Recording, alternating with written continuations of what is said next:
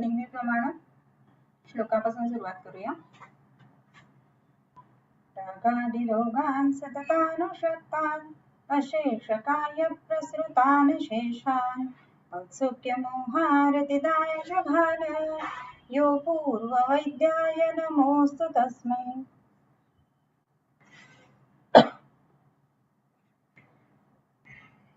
आपण 12वा अध्याय वाचतोय आणि 12व्या अध्यायाचे आपले काही श्लोक झालेले आहेत. आज आपण 56व्या श्लोकाला सुरुवात करणार आहे. सो आपलं काय काय झालेलं होतं तर त्याच्यामध्ये वाताच्या दृष्टीची लक्षणं किंवा दृष्टी किंवा कुपित असं आपण म्हणू ज्याला, त्याच्यानंतर पित्ताच्या दृष्टीची किंवा कुपित पित्ताची लक्षणं आणि त्यानंतर कफाच्या कुपितत्वाची लक्षणं श्लेष्मण स्नेह काठिन्य कंडू शीतत्व गौरवम बंधोपलेपस्तैमित्य शोफापक्त्यति निद्रताः वर्णश्वेतो रसौ स्वादौ लणौ चिरकारिता इत्यशेषामयव्यापी यदुक्तम दोष लक्षणम. इथपर्यंत आपलं झालेलं होतं.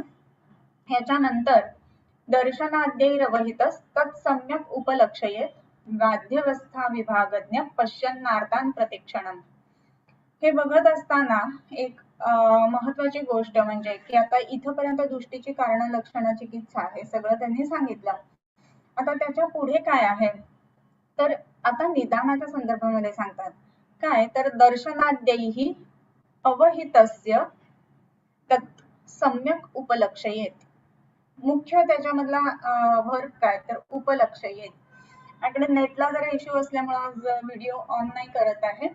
सो ह्याच्यामध्ये तत्सम्यक उपलक्षयेत उपलक्षून घ्यावं किंवा त्याच्याबद्दल विचार करावा असं सांगितलं गेलं.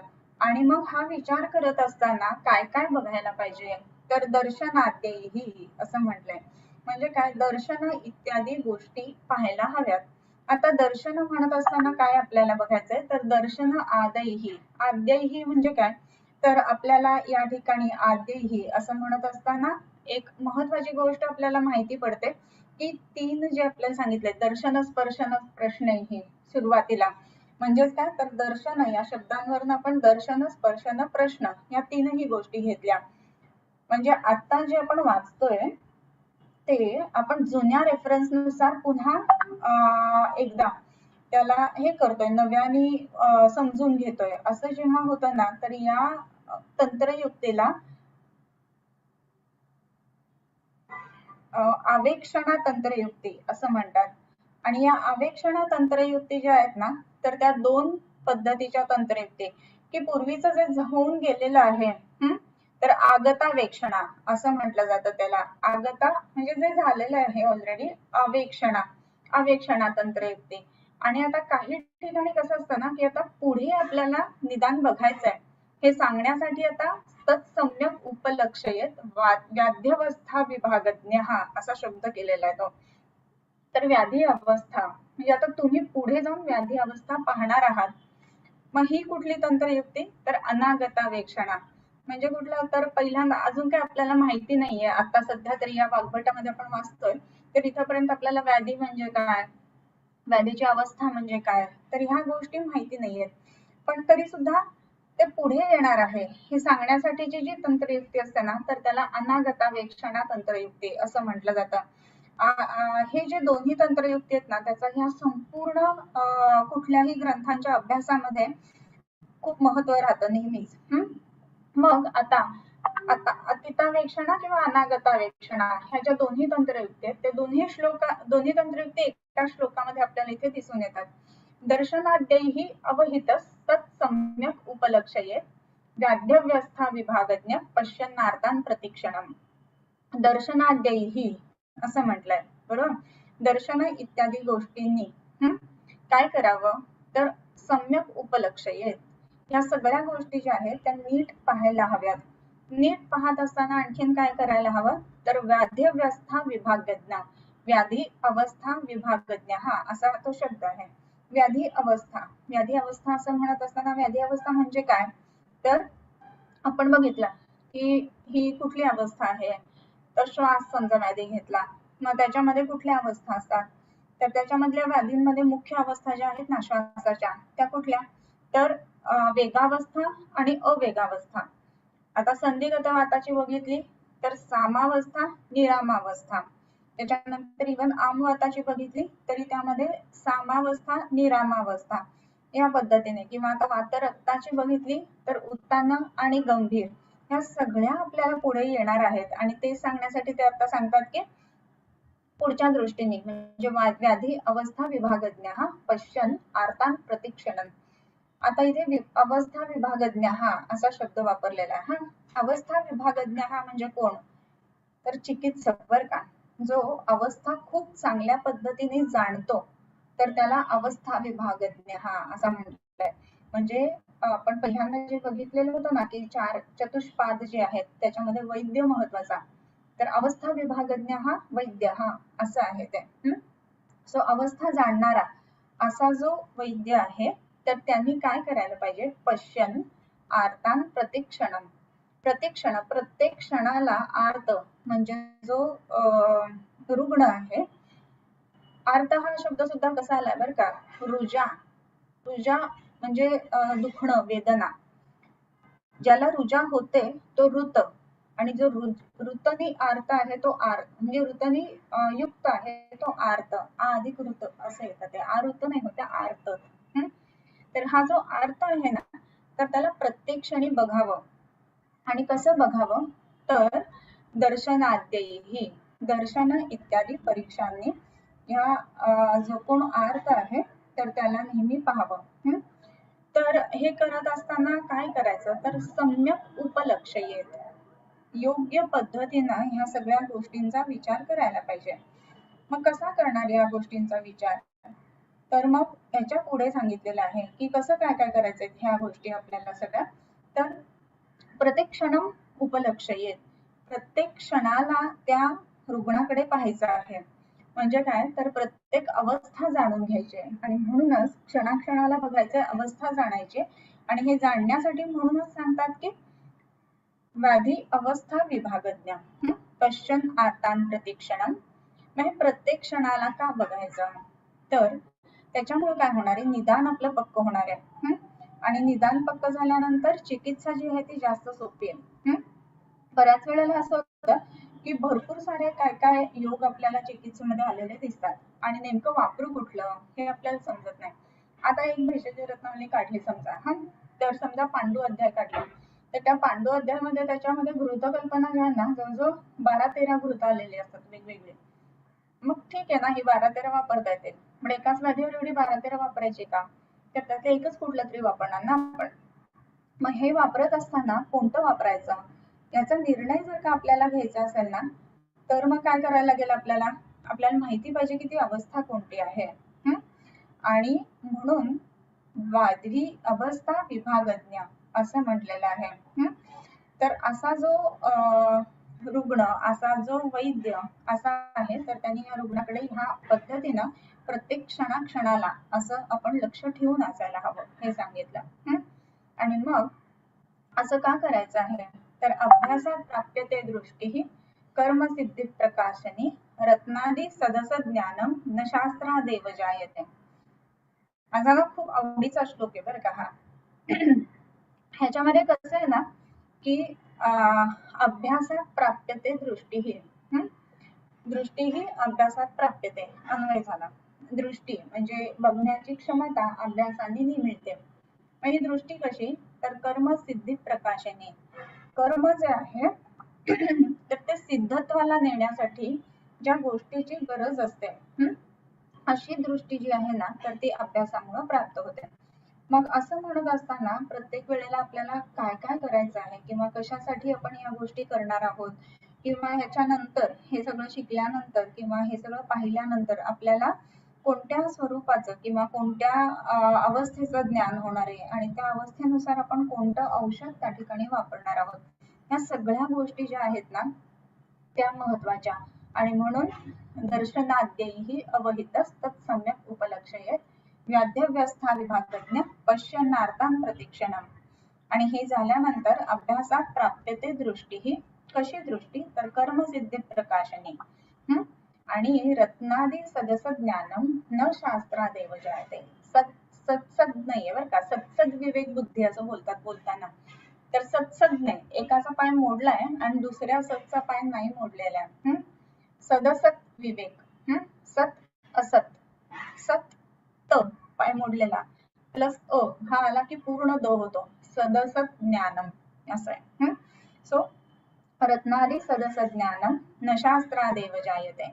आता हा अभ्यास कसा हो, तर अभ्यासाची व्याख्या सुद्धा एवढी सुंदर आहे ना की भावाभ्यासनम अभ्यास हा शीलनम सतत क्रिया. सतत क्रिया ह्या गोष्टीला खूप महत्व आहे.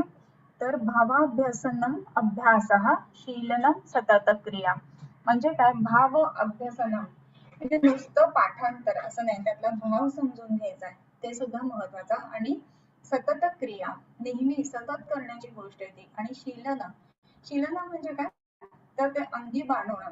म्हणजे भले आपल्याला अख्खी भगवद्गीता पाठ आहे, पण आपण आचरणात किती आणतो हो की नाही.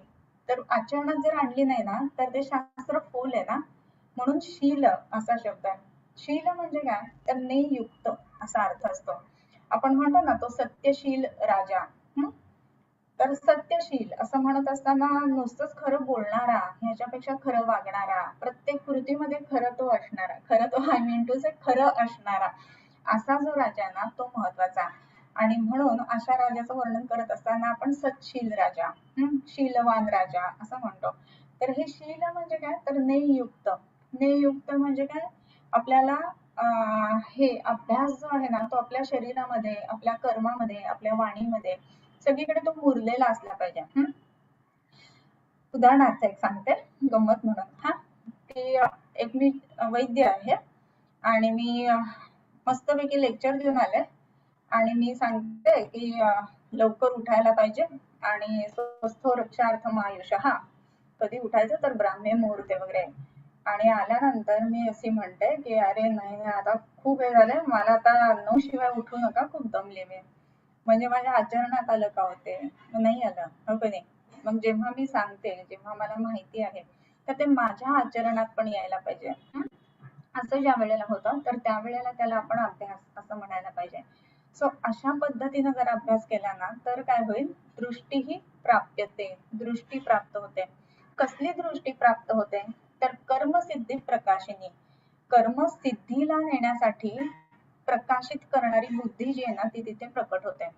मग कर्मसिद्धी म्हणजे कुठली, तर एका वैद्याच्या दृष्टीने कर्मसिद्धी म्हणजे चिकित्सा किंवा रुग्णाला बरं करणं, आतुरस्याचे विकार प्रशमनम ही कर्मसिद्धी आपली. मग ती कशाने कराल तुम्ही, मग काही समजा शल्य चिकित्सक आहेत तर ते त्यांच्या ऑपरेटिव्हने करतील, काय चिकित्सक आहेत तर अग्नीच्या चिकित्सेने करतील, पंचकर्म चिकित्सक आहेत तर शोधनाच्या कर्माने करतील. पण वेगवेगळी पद्धत जरी असली ना तरी सुद्धा काय होणार आहे तिथे, तर मुख्य कर्म काय आहे, तर रुग्णाच्या रुजेचं शमन करणं, नष्ट करणं रुजा, हे त्याचं मुख्य काम, बरोबर. आणि म्हणूनच अभ्यासात प्राप्यते दृष्टी ही कर्मसिद्धी प्रकाशिनी, कर्मसिद्धीला प्रकाशक करणारी अशी ही दृष्टी जी आहे ती प्राप्त होते. आणि ह्याच्या पुढचं एक खूप महत्वाचं सांगितलेलं आहे त्यांनी की काय म्हटलेलं आहे, रत्नादी सदस ज्ञानम न शास्त्रादेव जायते. रत्नादी, रत्न आदी, आदी म्हणजे काय काय, तर मग त्याच्यामध्ये सगळ्याच गोष्टी येतील बरं का. म्हणजे वेगवेगळे हिरे माणकं किंवा मोती जे असेल ते सगळं. या रत्नांचं सत आणि असत ज्ञानम म्हणजे हे रत्न खरं आहे का किंवा खोटं आहे याचं ज्ञान शास्त्राशिवाय होत नाही. न शास्त्रात एव जायते, शास्त्रात एव न जायते रत्नादी सदस ज्ञानम, शास्त्राशिवाय होऊ शकत नाही. कसलं ज्ञान, तर रत्नादी सद असद. आता समजा आपल्याला तिथे नेऊन बसवलं आणि म्हटलं की हे काय बरं तुम्हाला आता सांगते की समजा आता हे खरा मोती आहे का खोटा मोती ओळखा. आणि एक प्लास्टिकचा मोती दिलाय, एक कल्चर्ड मोती दिलाय आणि तिसरा जो दिलाय तो आपल्याला ह्याचा मोती दिलाय जो अगदी स्वाती नक्षत्रावर बनतो तो. तर असं जर का दिलेलं आहे ना तर मग आपल्याला ओळखता येईल का, फार फार तर प्लास्टिकचा कदाचित ओळखू, परंतु कल्चर्ड मोती आणि खरा मोती ह्याच्यातला फरक नाही आपल्याला समजत. मग हे समजणारा कोण असतो, तर तो रत्न जाणणारा जो आहे, रत्न पारखी बरोबर. म्हणून आडनाव येतं बरं का, त्या कर्मानुसार आडनाव आहे रत्न पारखी असा. तर हे रत्न पारखी जे आहेत ना त्यांना समजणार की हे कसं काय केलं जात आहे. बरं. मग हे रत्नादिसात असं ज्ञानम शास्त्रानुसार समजतं. हे शास्त्र कुठलं? तर रत्न योग्य अयोग्य ते ओळखण्याचं शास्त्र. तर तसंच त्या त्या रुग्णामध्ये कोणकोणती संप्राप्ती घडलेली आहे, त्या संप्राप्तीचं कार्य कसं झालेलं आहे, त्याच्यानंतर ह्या संप्राप्तीच्या कार्यामुळं त्या त्या रुग्णाला कोणकोणती लक्षणं दिसतात, अवस्था कोणती आहे आणि त्या अवस्थेनुसार चिकित्सा आपल्याला कुठली द्यायची, ह्या सगळ्या गोष्टींचं ज्ञान जे आहे ना तर ते अभ्यासानेच प्राप्त होतं. आणि म्हणून नित्य निरंतर अभ्यास करणं हे खूप महत्वाचं आहे.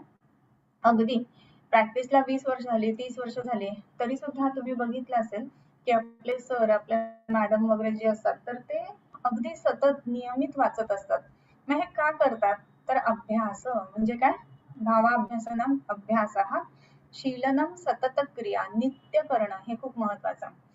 आपल्याकडे ना एकपाठी असणं, हुशार असणं ह्याला महत्व आहेच आहे हा, मी काय नाही असं म्हणत नाही. परंतु एकपाठी आहे किंवा हुशार आहे याही पेक्षा जास्त महत्व कशाला माहितीये की तो नित्य निरंतर अभ्यास करतो, याला जास्त महत्व आहे. ससा आणि कासवाची गोष्ट कशी असते ना त्या पद्धतीने कासव जे आहे ते स्लो बट स्टेडी असं असतं आणि त्याच्यामुळं नित्य नियमित अभ्यास केला, निरंतर चालत राहतं कासव म्हणून पोचतं. त्याचा निरंतर अभ्यास केला ना तर मग आपल्याला योग्य सिद्धी, कर्मसिद्धी प्राप्त होते. म्हणजे आपण चिकित्सेने रुग्णाला बरं करणं ही गोष्ट खूप चांगल्या पद्धतीने करतो. आणि म्हणून अभ्यास महत्वाचा. कदाचित ते श्लोक पाठांतर मी सारखी मागे लागते, अरे म्हणा करा वगैरे, तुम्हाला असं वाटत असेल की काय मागे लागतात, पण नित्य निरंतर म्हणावेत. इव्हन तुमचं प्रॅक्टिस चालू झालं तेव्हाही श्लोक म्हणले पाहिजेत. रोज सकाळी एक निदान 15 मिनिटं जरी म्हणली ना श्लोक तरी सुद्धा एक अध्याय तर आरामात होऊन जातो. तर प्रत्येक रोज एक एक एक एक अध्याय करत पुढे गेलं, परत पहिल्या अध्यायावर आलं, असं जर का आपण नित्य निरंतर आपलं जर का पाठांतर सुद्धा ठेवलं ना तर आपल्याला ते पाठांतर मुरायला लागतं अंगामध्ये आणि त्याचे अर्थ, नवीन अर्थ किंवा नवीन कंगोरे या गोष्टी समजायला लागतात. आणि म्हणून अभ्यास करणं ही गोष्ट खूप महत्वाची आहे. अर्थात या एका श्लोकवर मी खूप वेळ बोलते, मला कल्पना आहे, परंतु तेवढाच महत्वाचा श्लोक आहे. सगळे श्लोक महत्वाचे असतात नाही असं नाही, पण कसं असतं ना स्वतःला भावलेला जो एखादा श्लोक असतो ना त्याच्यावरती आपण जास्त चांगलं बोलू शकतो किंवा जास्त बोलतो असंही होतं. ओके. सो अभ्यासात प्राप्यते दृष्टी कर्मसिद्धी प्रकाशनी रत्नादि सदसज्ञानम न शास्त्रादेव जायते. मग यानंतर दृष्टापचारजः कश्चित कश्चित पूर्वापराधजः तत्संकरात भवेत अन्यो व्याधिरेव त्रिधा स्मृतः. दृष्ट अपचारजः कश्चित कश्चित पूर्व अपराधजः व्याधीही. व्याधी कशा प्रकारचे आहेत? दोन प्रकारचे किंवा दोन पद्धतीने होतात. दृष्ट अपचारजः, दृष्ट म्हणजे आपल्या समोर घडतंय, दिसतंय असे अपचार, अपचार म्हणजे चुकीचे व्यवहार, असं ज्या वेळेला होतं त्याच्यातून म्हणजे इह जन्मात केलेलं कर्म, मग ते आहार असो, कर्म असो किंवा मनात विचार असो, म्हणजे कृत, कारित आणि अनुमोदित हे 3 प्रकारचं कर्म. आणि कर्म जे आहे ते कायिक, वाचिक आणि मानसिक. कायिक म्हणजे शरीराने केलेलं कर्म, वाचिक म्हणजे वाणीने केलेलं कर्म आणि मानसिक म्हणजे मनाने केलेलं कर्म. आणि या तिघांचे अजून 3 पद्धतीने प्रकार पडतात आणि परम्युटेशन कॉम्बिनेशन मुळे अनेक प्रकार होतात. मग ते 3 कुठले? तर कृत, कारित आणि अनुमोदित. कृत म्हणजे काय? तर स्वतः करणं. म्हणजे उदाहरणार्थ काय की समजा दही त्रिदोषकर आहे, दही खाल्लं तर हे स्वतः खाल्लं आणि मग त्याच्यातनं संप्राप्ती घडली. त्याच्यानंतर कृत झालं, कृत या अर्थाने. कारित म्हणजे दुसऱ्याला करायला लावणं. म्हणजे आता स्वतःला दही खायचंय, पण नाही मी नाही खात, पण हे कर ते कर करून असं काहीतरी करायला लावणं दुसऱ्याला. आणि मग दही वडे केलेत आणि मग ते आता संपले पाहिजेत ना, संपतच नाहीयेत आणि मग खाणं ह्या दृष्टीने. किंवा हिंसेच्या बाबतीमध्ये विशेष करून स्वतः काही करायचं नाही परंतु माणसं लावून, सुपारी देऊन काही गोष्टी करून घ्यायच्या. पण असं जरी केलं ना, स्वतः प्रत्यक्ष केलं नसलं ना तरी सुद्धा त्याचा परिणाम जो आहे तो त्या त्या व्यक्तीलाच भोगावा लागतो. आणि म्हणून कृत, कारित आणि अनुमोदित. अनुमोदित म्हणजे काय की करायचं पण नाही, कुणाकडनं करून पण घ्यायचं नाही, परंतु जे घडतंय ना तर त्याला अनुमोदन देणं, याला अनुमोदित असं म्हटलं जातं. म्हणजे काय, आता सगळ्यांना द्रौपदी वस्त्रहरण हा प्रसंग माहिती आहे. ऍक्च्युअल कृत म्हणजे ज्यांनी काम केलं द्रौपदी वस्त्रहरण, तर त्याचं नाव आहे दुःशासन, बरोबर. सो त्याचं काम जे आहे ते कृत स्वतः केलं. कारित म्हणजे काय, कोणी सांगितलं त्याला करायला, तर दुर्योधन. म्हणजे कारित ह्याच्यासाठी कोण कारणीभूत आहे, तर दुर्योधन. दुर्योधन स्वतः हात लावला का, नाही लावला. कोणी लावला, दुःशासनाने. पण तरी दुर्योधनाने सांगितलं ना त्याला, म्हणजे ते कृत आणि कारित. आणि अनुमोदित, अनुमोदित म्हणजे काय, तर अख्खी सभा बसलेली होती. कोणीतरी विरोध करू शकला असता ना, कोणीच नाही केला. पण अनुमोदन म्हणजे ते जे काही घडत होतं त्याला सगळ्यांचं अनुमोदन होतं. असं जे आहे ना, तर त्यामुळे प्रत्येकामध्ये, प्रत्येकाच्या ठिकाणी ह्या गोष्टी जेव्हा घडल्या, तर त्यावेळेला प्रत्येकाची तिथे अनुमती असल्यामुळं त्याचा परिणाम किंवा त्याचा परिपाक जो आहे ना, ते त्या प्रत्येक व्यक्तीला लागतो. आणि म्हणून ह्या तीनही प्रकारांनी, कृत, कारित आणि अनुमोदित, तीनही प्रकारांनी हे जे काय म्हणू आपण, ज्याला कर्म जे आहे तर ते घडणं किंवा घडवून घेणं, या गोष्टींमुळे सुद्धा संप्राप्त्या घडतात. मग दृष्ट अपचारज, हा इथं ह्या शब्दाचा एवढा सगळा हे झाला. कश्चित आणि कश्चित पूर्वापराधय, काही जे हेतू आहेत ना, ते पूर्वी केलेल्या अपराधात उत्पन्न होतात.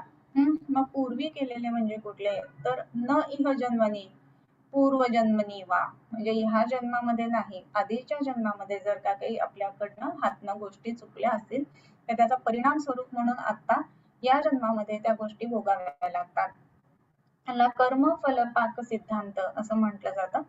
कर्मफल पाक सिद्धांत म्हणजे काय, तर आता जे आयुष्य चालू आहे, त्या आयुष्यामध्ये आपण काहीतरी कर्म केलं, चांगलं किंवा वाईट दोन्ही पद्धतीनं, तर त्या कर्माचा परिपाक म्हणजे ते कर्म कधी काय म्हणतो प्रोडक्टिव्ह होणार आहे, तर समजा त्या कर्माची 20 वर्षाची लॉन्जिव्हिटी आहे, 20 वर्षांनी त्या कर्माचा परिपाक होणार आहे, कर्मचं प्रोडक्टिव्ह होणार आहे. परंतु काही कारणाने त्या 20 वर्षाच्या आधीच जर का प्राण शरीरातून निघून गेले, तर ते कर्म जे आहे ना, ते उपभोगण्यासाठी नेक्स्ट जन्म घ्यावा लागतो. आणि मग समजा 10 वर्ष असतील त्या कर्माच्या परिपाकाची शिल्लक, तर पुढच्या 10 वर्षांनी ती संप्राप्ती पुन्हा दिसायला लागते आणि मग पुन्हा या गोष्टी घडतात. मग आता हे कुठल्या गोष्टी, तर मग त्याच्यामध्ये विशेष करून कुष्ठ किंवा श्वित्र ह्या ज्या गोष्टी सांगितल्यात ना, त्या अपराधज म्हणजे पूर्व अपराधज अशा म्हटलेल्या आहेत. तुम्ही कुष्ठाचा अध्याय काढून त्याचे जर हेतू बघितले, तर तुम्हाला हे हेतू त्याच्यामध्ये दिसतील. तुमचा होमवर्क म्हणून कुष्ठाचे अध्याय काढायचा आणि अध्यायामधले हेतू लिहून काढायचे. चरक काढा, सुश्रुत काढा किंवा वाग्भट काढा. आता काही जे व्याधी आहेत ते या जन्मातल्या अपराधांमुळे होतात, काही व्याधी आहेत ते पूर्व जन्मातल्या अपराधांमुळे होतात. आणि संकरात भवत्यन्नो व्याधिरेव त्रिधा स्मृतः, म्हणजे काय, काही व्याधी दोन्ही एकत्रित आल्यामुळे गोष्टी घडतात. म्हणजे कसं, की समजा आता श्वित्राचा हेतू सांगितलेला आहे की पूर्वकर्म किंवा पूर्वजन्म अपराध, परंतु या जन्मामध्ये ते कर्म क्षीण झालं असेल आणि हेतू कुठलेच घडले नाहीत, तर कदाचित ते व्याधी ह्या जन्मामध्ये दिसणार नाही. परंतु हेतू सुद्धा घडले आणि मंद का होईना त्याचा परिपाक शिल्लक होता, असं जरी झालं ना तरी सुद्धा व्याधी उत्पन्न होतात. मग हा तिसरा प्रकार सांगितला, संकरात्म उत्पन्न, म्हणजे इह अपराध आणि पूर्वकर्म अपराध किंवा पूर्वजन्म अपराध, या दोन्हीच्या संकरापासून जे उत्पन्न होतं ना, तर तो संकरात्म उत्पन्नाचा व्याधी. व्याधीचे 3 प्रकार कुठले, तर दृष्ट अपचारज, त्याच्यानंतर पूर्व अपराधज आणि संकरज, असे 3 प्रकार ह्याच्यामध्ये सांगितले. दृष्टापचारज कश्चित कश्चित पूर्वापराधजः तत्संकरात् भवत्यन्यो व्याधिरेव त्रिधा स्मृतः एवं व्याधीहि त्रिधा स्मृतः. या प्रकारे व्याधी 3 प्रकारचा सांगितला. ते काही वेळेला आपल्याला असं वाटतं ना, पूर्व कर्म किंवा पूर्व अपराधज ह्या संदर्भामध्ये अगदी लहान बाळ असतात, अगदी नियोनेट नाही आपण म्हणू शकत, थोडेसे त्याच्यापेक्षा 1 वर्ष, 1.5-2 वर्षाची, 3 वर्षाची, 7 वर्षाची बाळ, तर हे जे पेशंट्स असतात ना, तर ह्यांच्यामध्ये सुद्धा कॅन्सर चेंजेस काही पेशंट मध्ये दिसतात, ज्याला पेडियाट्रिक कॅन्सर्स म्हटलं जातं. तर हे पेडियाट्रिक कॅन्सर्स आहेत ना, तर हेतू जर आपण बघितले कॅन्सरचे, तर त्याच्यामध्ये काय आहे, तर खूप जास्त प्रमाणामध्ये इन्सेक्टिसाइड, इन्सेक्टिसाइड ने आपण काय म्हणतो त्याला, टिकवण्यासाठी घातलेल्या ज्या ज्या गोष्टी असतात, प्रिझर्वेटिव्ह जास्त प्रमाणामध्ये खाणं किंवा ऍडेड कलर्स खूप जास्त प्रमाणामध्ये खाणं किंवा कंटिन्युअस इन्फ्लमेशन असणं, हे सगळे जे आहेत कॅन्सरचे कारणे आहेत, बरोबर. परंतु ह्या 5, 3, 4 वयामध्ये एवढी काय कारणं झालेली असतात तर नाही दिसत कारणं, पण तरी सुद्धा हे व्याधी झालेले दिसतात मात्र काही पेशंट्स मध्ये. मग असं का होतं तर पूर्वापराधज असं आपण त्याला म्हणू शकतो. आणि म्हणून दृष्टापचारजक कश्चित कश्चित पूर्वापराधजः तत्संकरात भवत्यन्नो व्याधिरेव त्रिधा स्मृतः. आता ह्या 3 प्रकारच्या व्याधी सांगितल्या. मग त्याच्यामध्ये यथा निदान दोषोत्थ कर्मजो हेतुभिर्विना,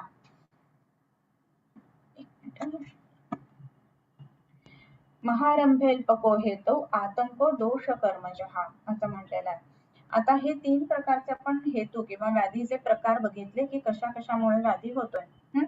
त्याच्यानंतर यथा निदान दोषोत्थः कर्मजो हेतुभिर्विना महारंभोल्पके हेतु आतंको दोष कर्मजः असं म्हणत असताना दोषज व्याधी आणि दोष प्रकोपात्न उत्पन्न व्याधी, ह्याच्यामध्ये काही ठिकाणी कर्मज व्याधी म्हणजे कुठले तर कर्मजो हेतुभिर्विना, काही कर्मज व्याधी जे आहेत ना तर ते हेतुभिही विना म्हणजे हेतूंच्या शिवाय उत्पन्न होतात. जसं आता म्हटलं की काही कॅन्सरचे पेशंट लहान पेडियाट्रिक जे आपल्याला दिसतात तर त्यांचा कर्म किंवा हेतू सेवन या ह्याच्यातलं इह जन्मातलं काही नाहीये तरी सुद्धा होतात, मग ते कर्मज व्याधी असं त्याला म्हटलेलं आहे. या आणि काय तर महारंभो अल्पके हेतू आतंको दोष कर्मजः, व्याधीचे कारण अगदी लहान आहे आणि तरी सुद्धा त्याचं स्वरूप मात्र एकदम भयंकर होतं काही वेळेला. असं जे आहे ना ते सुद्धा कर्मज व्याधींमध्ये येतात.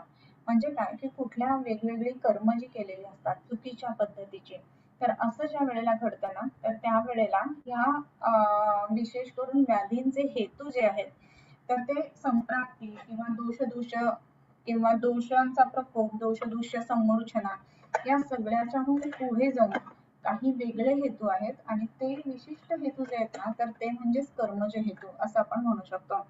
म्हणजे कुठले तर चुकीची कर्म करणं, आणि म्हणून कर्मांना किती महत्व आहे हे आता लक्षात आलं असेल तुमच्या. सो ही कर्म कुठली करावीत, कशी करावीत, तर अगदी सुरुवातीला सांगितलेलं होतं सताम अविगर्हितानि कर्माणि कुर्यात. काही करू नका असं कधीच नाहीये बरं का, करायला पाहिजेच, पण सत म्हणजे चांगल्या लोकांनी जी कर्म करावीत असं सांगितलं ना ते करावं. आपल्याला दिसतं ना की आता जगामध्ये चार्वाकवादी खूप जास्ती असतात. चार्वाकवादी म्हणजे काय तर ऋणम कृत्वा घृतम पिबेत भस्मीभूतस्य देहस्य कुतः पुनरागमनम, काही करा घटम भिंद्यात पट्टम छिद्यात कुर्यात रासभरोहणम येन केन प्रकारेण प्रसिद्धः पुरुषो भवेत, असं चार्वाकवादींची संकल्पना आहे. म्हणजे काय तर कसंही राहा, कधी उठा, काही खा, काही प्या. काही वेळेला असं आपल्याला वाटतं बरं की अरे हे लोक कसेही वागतात, तरी काहीही खातात, कसेही राहतात आणि तरी सुद्धा ह्यांचं मात्र सगळं व्यवस्थित चाललेलं आहे. आणि एवढ्या शिस्तीमध्ये राहून सुद्धा काही पेशंट्स मध्ये आपल्याला काही लक्षणं दिसतात. मग ह्या लोकांचं कसं काय, असं कसं काय योग्य आहे असं वाटतं ना कधीतरी. त्याचं उत्तर असं आहे की ह्यांना आता ह्या जन्मामध्ये नाही, त्याची फळं जी आहेत ते पुढच्या जन्मामध्ये दिसतील आणि जे कर्म केलेली आहेत ती भोगून या जन्मामध्ये संपली गेली पाहिजेत. असं करून नैष्ठिकी चिकित्सेकडे वाटचाल व्हायला हवं खरं म्हणजे. परंतु तसं होत नाही किंवा त्या पद्धतीनं आपल्याला दिसताना दिसत नाही, आणि म्हणून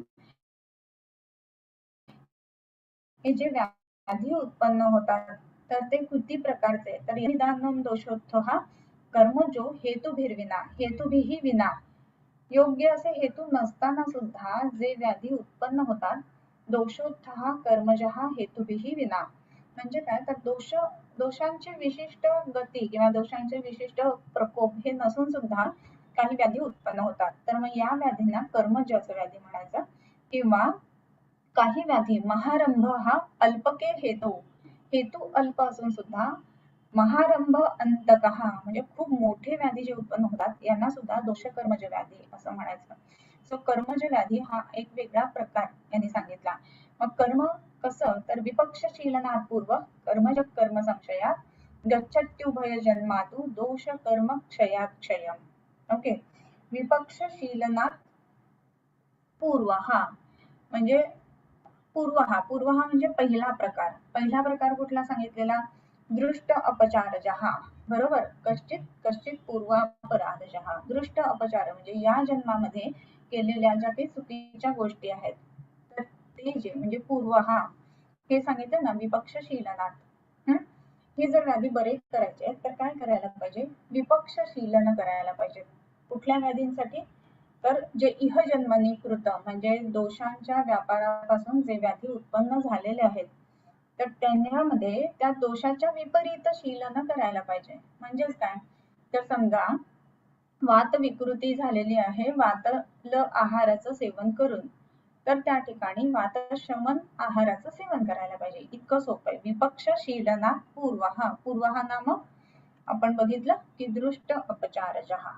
ओके. आणि काय पुढचं? तर विपक्षशीलनात पूर्वहा आणि कर्मजः कर्म संशयात. कर्मज व्याधी जे आहेत ना ते कर्म संशय झाल्यावरच बरे होतात. कर्म संशय झाला की मगच ते बरे होणार, तोपर्यंत बरे नाही होणार.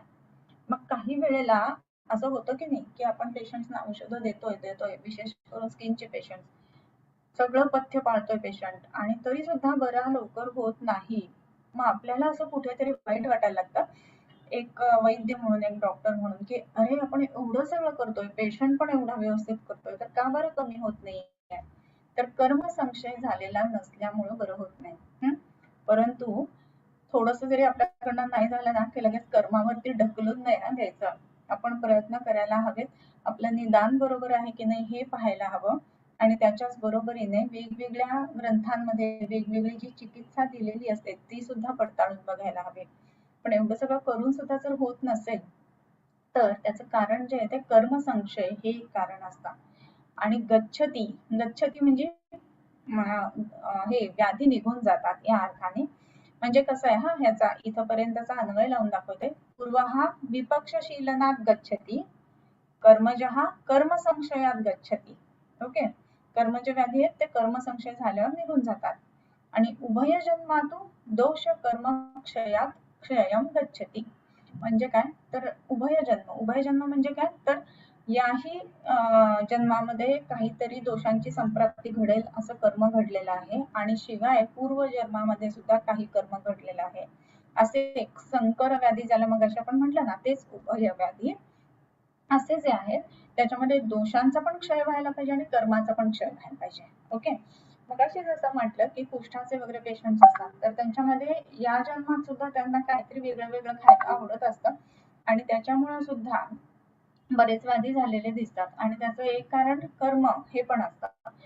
असे जे उभय जन्म व्याधी जे आहेत ना ते दोषाच्या क्षयाने सुद्धा आणि कर्माच्या क्षयाने सुद्धा मग बरे होतात. क्षयम गच्छते. आणि म्हणून चिकित्सा द्यायला पाहिजे. अदरवाईज आपण सगळं कर्मावर सोडून शांतपणे बसायला हवं ना, असं नाही होत. का नाही? तर दोषांच्या संप्राप्ती या सुद्धा जन्मामध्ये घडल्या तरी सुद्धा ते तो व्याधी वाढवणार आहेत. आणि म्हणून असे उभय जन्म व्याधी जे आहेत तर त्यांच्यामध्ये दोष कर्म क्षयात क्षयम असं म्हटलेलं आहे. ओके. एकदा परत वाचूया तुम्हाला लक्षात आले असतील तर. अभ्यासात प्राप्यते दृष्टी कर्मसिद्धी प्रकाशिनी रत्नादी ज्ञानम न शास्त्रादेव जाते. म्हणून शास्त्र खूप चांगल्या पद्धतीने समजून घ्यायला पाहिजे आणि ओरिजिनल ग्रंथ वाचणं हा खूप महत्वाचा भाग आहे. आणि मग त्याच्यानंतर टीका वाचणं, त्याच्यानंतर भाषांतर वाचणं आणि त्याच्यावरती आपलं मनन करणं किंवा मला काय वाटतं हे ठरवणं, ह्या गोष्टी तेवढ्याच महत्वाच्या. त्याच्यानंतर 3 प्रकारच्या व्याधी. दृष्ट अपचार म्हणजे आत्ताच्या जन्मामध्ये केलेले चुकीचे दोष प्रकोपज आहार विहार.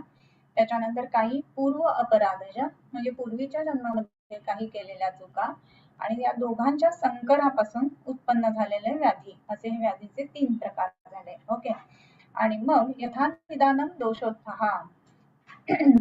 दोषोत्थ व्याधी जे आहेत तर त्यामध्ये दोष जे व्याधी जे आहेत त्या दोष कमी करण्यासाठी म्हणून किंवा त्या दोषांच्या प्रकोपानुसार ते व्याधी होतात. आणि कर्मजो हेतुभीर विना म्हणजे कर्मज व्याधी जे आहेत ते कुठलेही हेतू न सेवन करता सुद्धा उत्पन्न झालेत. का? तर फक्त कर्माचा परिपाक म्हणून. ओके. त्याच्यानंतर महारंभ हा अल्पके हेतू आतंको दोष कर्मजः म्हणजे एक आपण बघितले की कर्मज व्याधी सॉरी दोषज व्याधी, दुसरा आहे कर्मज व्याधी आणि दोष कर्मज व्याधी. दोष कर्मज व्याधी म्हणजे काय की थोडासाच हेतू आहे परंतु व्याधी एकदम मोठा होतो. मग असं ज्या वेळेला होतं तर महारंभ हा अल्पके हेतू, हेतू कमी असताना मोठा आजार होणं असं घडतं, त्यावेळेला दोष कर्मज व्याधी. या दोन्ही गोष्टी आपण लक्षात घ्यायला पाहिजे. आणि मग ह्याच्यासाठी चिकित्सा काय करायची तर विपक्षशीलना पूर्व कर्मज कर्म संशय गच्छती उभय जन्मातु दोष कर्म क्षयाक्षय. मला वाटतं इथपर्यंत समजलेलं आहे सगळ्यांना. ओके. त्याच्यानंतर द्विधा स्वपरतंत्राभ्या स्वपरतंत्रत्वात व्याधयो अंत्या पुनर्द्विधा पूर्वजा पूर्वरूपाख्या जाता पश्चादुपद्रवाः यथास्व जन्मोपशयाः स्वतन्त्रः स्पष्टलक्षणाः विपरीतास्ततोऽन्येतु विद्यादेव मलानपि ताल्लक्षयेद्दहितो विकुर्वाणान् प्रतिज्वरं तेषां प्रधानप्रशमे प्रशमो शाम्यतस्तथा. असं म्हणत असताना आता ह्या जन्मात केलेल्या कर्माचा परिपाक पुढच्या जन्मात सुद्धा होणार आहे हे लक्षात घेऊन या जन्मामध्ये आपण कसं वागायचंय, काय करायचंय, कर्माचा क्षय कसा व्हायला पाहिजे ह्या गोष्टींचा सुद्धा विचार करायला हवा. आणि हेच अध्यात्म आहे बरं का. म्हणजे चुकीच्या पद्धतीने वागणं, चुकीचे विचार मनात येणं हे सुद्धा होऊ नये या दृष्टीने आपली शरीराची, मनाची आणि चित्ताची वाटचाल करणं ह्या दृष्टीने. म्हणून मन, बुद्धी, अहंकार आणि चित्त ह्या मिळून लिंगदेह होतो. तर मन, बुद्धी, अहंकार आणि चित्त या सगळ्यांचं क्षालन व्हावं, हे सगळेच निर्मळ व्हावेत. आणि ह्या निर्मळ झालेल्या मन, बुद्धी, चित्त आणि अहंकार याच्यापासून पुढच्या जन्मामध्ये कुठल्याही प्रकारचा व्याधी किंवा कुठल्याही प्रकारची विकृती येणार नाही की जेणेकरून आपल्याला आपली साधना वाढवून नैष्ठिकी चिकित्सेकडे म्हणजेच आत्मतत्व दर्शनाकडे जाण्याची इच्छा लवकर होते. बऱ्याच वेळेला आपल्याला असं दिसतं की एवढ्या लहानपणी यांना या गोष्टी समजतात, कळतात. आपल्याला एवढे मोठं झालं तरी कळत नाहीये ना. मग असं फरक का राहतो तर काही वेळेला कसं आहे ना की या लोकांना किंवा ह्या लहान मुलांना सुद्धा पूर्वकर्म जे आहेत ना ती खूप चांगली केलेली असतात, मिळालेली असतात आणि म्हणून या गोष्टींचा स्पर्श लवकर होतो, सद्गुरू लवकर दिसतात, सद्गुरू लवकर भेटतात. पण त्याचा उपयोग सुद्धा करून घ्यायला पाहिजे बरं का. कारण कर्मज असं म्हटलेलं परत आहे तर चांगली कर्म करणं, नित्य आपलं अंगिक व्यवस्थित करणं, वाचन करणं ह्या सगळ्या गोष्टींना तेवढंच महत्व आहे. ओके. आता ह्याच्या पुढचे जे श्लोक आहेत विधास्व परतंत्रात व्याधयोन्त्या पुनर्विधा पूर्वजा पूर्वरूपाख्या जाता पश्चादुपद्रवाः हे आपण नेक्स्ट टाइम पाहणार आहोत. ओके. शंका घेऊयात आपण, एकच शंका घेऊयात आज. Okay.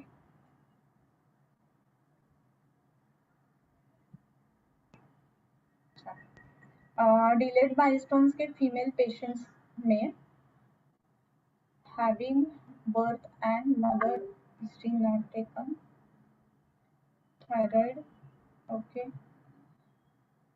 Thyroid medicine during pregnancy. In patients में आगे मेनार्की के लिए प्रॉपर रज प्रवृत्ति हो इसके लिए क्या विचार करना चाहिए. ओके. स्पीच आणि IQ वाढवायचा असेल तर त्या दृष्टीने काय करायचं. डिलेड माइलस्टोन्स आहेत, फिमेल आहे पेशंट आणि थायरॉइड आहे आणि तरी थायरॉइडची औषधं घेतलेली नाही. तर थायरॉइड आहे, थायरॉइडची औषधं घेतलेली नाहीये किंवा हिस्ट्री ऑफ हिपॅटायटिस म्हटलेलं आहे. ऍट बर्थ जनरली हिपॅटायटिस बसतो पण जर का लोअर बर्थ वेट असेल ना तर नक्की जास्त प्रमाणामध्ये हिपॅटायटिस बसतो, हे सुद्धा महत्वाचं आहे. सो ते सुद्धा बघायला हवं. आता ह्या पेशंट्स मध्ये काय करायला पाहिजे हे महत्वाचं आहे. तर असं सगळं झालेलं आहे, डिलेड माइलस्टोन्स आहेत वगैरे ह्या गोष्टी ठीक आहेत. पण हे माइलस्टोन्स जे आहेत ना ते षोडश वर्षात बालहा असं म्हटलेलं आहे. बाल ही संज्ञा आपल्याकडे कधीपर्यंत आहे तर 16व्या वर्षापर्यंत. आणि म्हणून 16व्या वर्षापर्यंत ह्या सगळ्या पेशंट्स मध्ये आपल्याला नक्की औषधं देता येत असतात किंवा प्रयत्न करता येत असतात. पहिली 3 वर्ष जी असतात ना ती ब्रेन डेव्हलपमेंटच्या दृष्टीने खूप महत्वाची असतात आणि म्हणून पहिले 3 वर्ष तर अगदी मागे लागून औषधं द्यायला पाहिजेत. आणि असं करत असताना मागे लागून जेव्हा औषधं द्यायला पाहिजेत असं आपण म्हणतो ना तर त्यावेळेला अभ्यंगाचं तेल, त्याच्यानंतर नाकामध्ये घालण्यासाठी जी औषधं कारण की नस्य जे आहे तर त्याच्यामध्ये सुद्धा दृढ इंद्रिय असं म्हटलेलं आहे. मन आणि सगळी इंद्रिय चांगली तयार होणं आणि मन जे आहे ना तर ते ज्ञानासाठी कारणीभूत असणारी एक महत्वाची गोष्ट आहे आणि म्हणून मनाचा पण विचार त्याच्यामध्ये यायला पाहिजे. थायरॉइड जे आहे त्याच्यामध्ये सुद्धा विमनस्क होणं वगैरे ह्या गोष्टी आपल्याला जास्त प्रमाणामध्ये दिसतात आणि म्हणून मनावरती काम करणारी औषधं त्याच्यामध्ये देणं. बांबूचा लेप जो आहे तो ऑक्सिपिटल रिजनला लावायला देणं, बांबूच्या तेलाचं नस्य देणं, ह्या अशा सगळ्या गोष्टी करायला पाहिजेत. त्याच्या बरोबरीनं मानस मित्र वटक वापरणं किंवा सद्ग्रहाचा फॉर्म्युला वापरणं, ह्या सगळ्या ज्या गोष्टी आहेत ना ते केल्यानंतर आपल्याला बऱ्याचपैकी फरक पहिल्या 3 वर्षांमध्ये पडलेला दिसतो. त्यानंतर पुढे आल्यानंतर 16व्या वर्षापर्यंत काही प्रमाणामध्ये हळूहळू फरक पडलेले दिसत असतात. अभ्यंग हा खूप महत्वाचा भाग राहतो. अभ्यंग जो आहे ना तर त्याच्यामध्ये आपण फक्त त्वचा छान दिसते वगैरे वगैरे ह्या गोष्टींचा विचार करतो. पण अभ्यंगाच्या बाबतीमध्ये अजून एक गोष्ट अशी महत्वाची आहे की अभ्यंग म्हणत असताना ती कला जी आहे ती सर्व शरीर व्यापिनी अशी कला आहे, बरोबर. आणि हे करत असताना अजून एक महत्वाचा भाग त्याच्यामध्ये असा येतो की वाताचं स्थान आहे स्पर्शनेंद्रियम स्थानम वातस्य असं म्हटलंय. तर स्पर्शनेंद्रियावरती संपूर्ण जर का शमन आपण वायूचं केलं गेलं ना तर वायूचं काम जे आहे तंत्र यंत्रधर हे सुधारण्याला मदत होत असते आणि म्हणून आपल्याकडे सुतिकेला आणि बाळाला गर्भ नाही म्हणता येणार, बाळाला बाहेर आल्यानंतर त्याला आपण गर्भ नाही म्हणायला पाहिजे. तर असं जे आहे ना तर त्यांना उत्तम पद्धतीनं स्नेहन व्हावं हे सांगितलेलं आहे. सो स्नेहन हा एक खूप महत्वाचा भाग राहतो. म्हणून फिशिसची सारखं जे केरळच्या साईडला खूप मोठ्या प्रमाणामध्ये तेल लावतात त्याचाही परिणाम ह्याच्यामध्ये चांगला दिसतो. डिलेड माइलस्टोन्स असेल तर अन्नलेपन म्हणून जे पंचकर्म आहे त्याचा सुद्धा परिणाम ह्याच्यामध्ये चांगला दिसत असतो. आणि हे सगळं करून 12-13व्या वर्षापर्यंत बऱ्यापैकी चांगल्या चेंजेस आपल्याला त्या पेशंट्स मध्ये दिसत असतात आणि 16व्या वर्षापर्यंत जे जे काही घडतं तर तिथपर्यंत आपण पेशंटला चांगलं करू शकतो. 16व्या वर्षानंतर मात्र त्याचं पित्ताचं वय चालू होतं, मग तिथे इम्प्रुव्हमेंट येणं हा भाग थोडा कमी व्हायला लागतो आणि मग 16व्या वर्षापर्यंत आपण इथे नक्की औषध आपण देऊ शकतो असं. ओके, सो मला असं वाटतं आज आपण थांबूया तिथे आणि परत शुक्रवारी भेटूया. साधा म्हणूया किंबहुना तुमचे केले धर्म कीर्तन हे सिद्धी गेले तेथ माझे जिंकले पायिकपण आता विश्वात्मके देवे येणे भाग्यज्ञे तोषावे तोषोनी मज द्यावे पसाय दानही लेखनाची व्यंकटी सांडो तया सत्कर्मी रती वाढो भूता परस्परे पडो मैत्र जीवांचे दुरितांचे तिमिर जावो विश्वस्वधर्म सूर्य पाहो जो देवांशील तो तेला हो प्राणिजात वर्षत सकळ मंगळी ईश्वर निष्ठांची मांदियाळी अनवरत भूमंडळी भेटतू भूता चला कल्पतरूंचे आरव चेतना चिंतामणींचे गाव बोलते जे अर्णव पियुषांचे चंद्रमे जे अलांछन मार्तंड जे तापहीन ते सर्वाही सदा सज्जन सोय रे होतो किंबहुना सर्व सुखे पूर्ण होनी लोके वचिजो आदि पुरुषी अखंडिता आणि ग्रंथ उपजविये विशेषी लोकीये दृष्टादृष्ट विजय व्हावे जे येथ म्हणे श्री विश्वेश्वरावो हा होईल दान पसावो येणेवरे ज्ञानदेवो सुखिया झाला येणेवरे ज्ञानदेवो सुखिया झाला येणेवरे ज्ञानदेवो सुखिया झाला.